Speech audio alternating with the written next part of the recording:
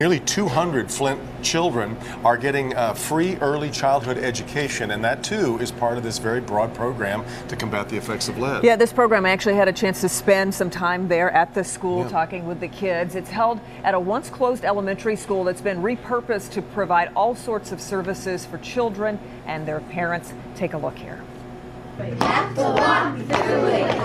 Janitha Campbell is just one of several mothers in this classroom working toward a GED. Every day, the moms push their desks out of the way and take a break from their studies by spending an hour or so bonding with their children. And your toes. It's easy to do since their children have class in the same building here at Cummings Great Expectations.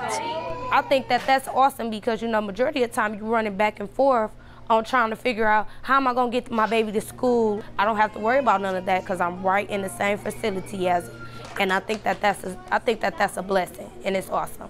The moms in the program also get lessons in cooking and nutrition. It's an effort to lift these kids and their families out of poverty. We want these parents to have a chance as well, and so getting their education and giving them the skills that they need to get a good job, to get good careers is really important to us. The GED High School Completion Program is just one of the many things that makes the Cummings School unique. The school is open to Flint children ages 2 months to 5 years old. The special program allows kids to explore with creative play opportunities, which experts say can help mitigate the effects of lead exposure. It's a way to let the child take control of the environment and create lots of options that are sort of natural and fit with the natural development of the child. In this class of 3- and 4-year-olds, the kids are doing an activity that allows them to explore their senses by taking a trip to the beach. Oh, he's dirty. You got to wash him off. I'm a place for milk doctor to put. Every day, the older children are allowed to make their own decisions about where they want to learn. We ask them what center do you want to work in and what are you going to do there. So they have a plan, and then later in the day we'll come back and we'll talk about what they did. You'll see in each of the rooms there's a dramatic play area, there's a building area. There are 4 major areas that the kids play in and that the teachers teach in. Experts say this type of learning is critical for children exposed to trauma, or in this case, lead. And they say the first 5 years are the most important.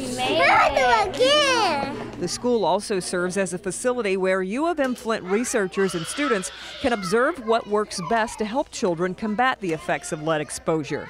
There are stages of development for kids in the way they behave, in the way they play, in the way they act, in the way they interact. If we didn't have this in our community, I believe it would be more women wandering the streets during the days instead of actually trying to put themselves to use. I love bringing my baby in school. He loves it. So all the way around, we just have a very good, wonderful time. This is a place of inspiration, and we really believe that we can make a positive difference. And it really is just a phenomenal program, and the children there seem to just be thriving.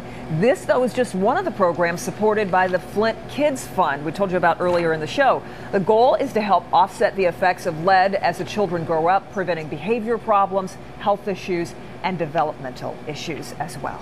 It's really creating this important set of metrics by which there's almost a kind of surveillance of watching these kids as they develop. To see what works the best. Yeah, terribly that's great. important.